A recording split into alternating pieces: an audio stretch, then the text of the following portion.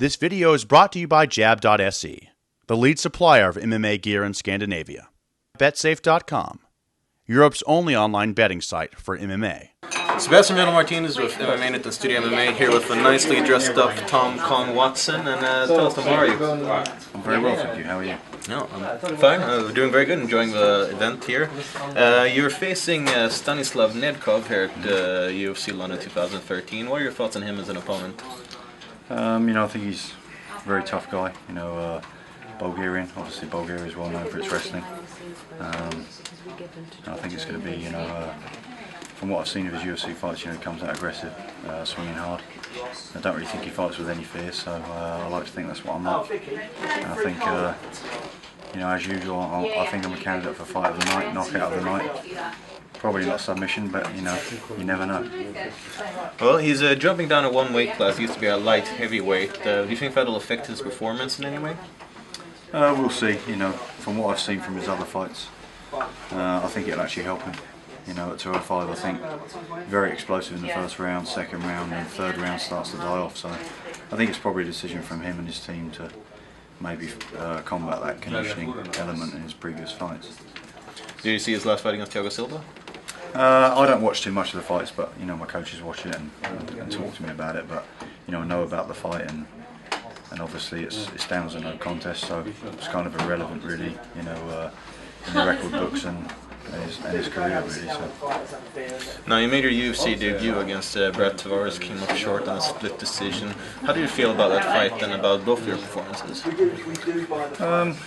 It's difficult. I went into that fight really with just the sole aim of put on an entertaining fight for the fans. It sounds hard for people to comprehend, but I really don't care about winning. I just care about exciting fights. And, the nature of the beast, though, is you need to win. So maybe a little part of me now might have to change what I do, fight a little bit smarter. But we'll see what happens when the bell rings.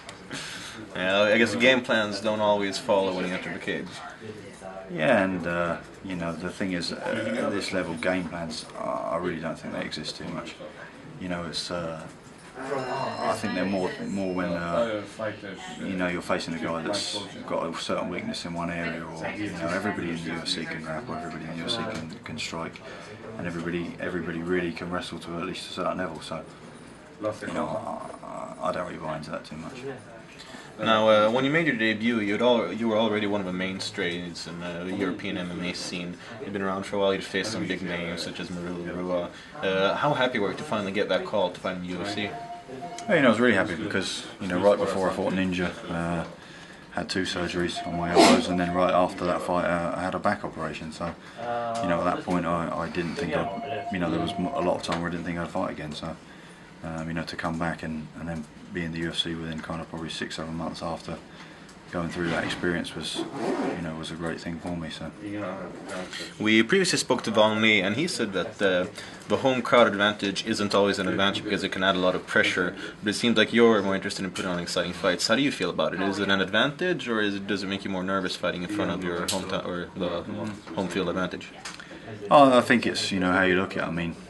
I like the more people there, the better. I would like nothing better than to fight at Wembley Stadium, 100,000 people, main event, and have everybody there. But it depends what your mentality is. I don't really notice anybody once the fight's happening. All I really see is Nedkov, and it doesn't really make any difference to me what's going on outside that. Now, you spoke obviously about his wrestling. In the fight, how does Tom Watson beat Stanislav Nedkov? In what way? I'm going to need to come up. I think I'm going to need to come up with some things that are going to surprise him. I'm sure they've watched footage of me and know what I do, but mix up my combinations and just try and push a hard work rate, I think. And it's obviously a very fun event here in London, a lot of interesting fights. What do you think about the matchups and just the event in general?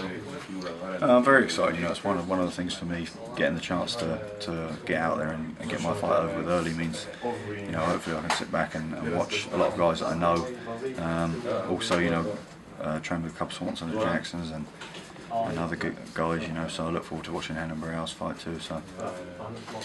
Well, speaking of which, it's a very on paper action-packed fight, the main event. Who do you have picked as a winner and why?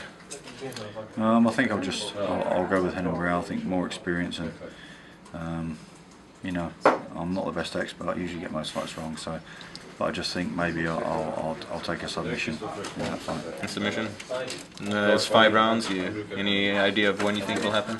No, I think they're both pretty explosive guys. You know, I think a lot of the time people just presume the smaller weights are going to go the distance, but I don't see this going past 2 rounds really. All right. Well, it'll be interesting to see. It'll be very fun to see you as well.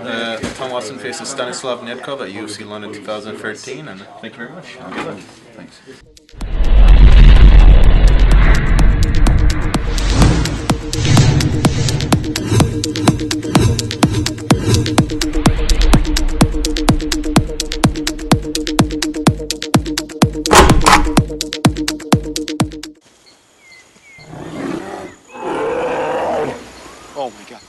Programmet presenteras av betsafe.com.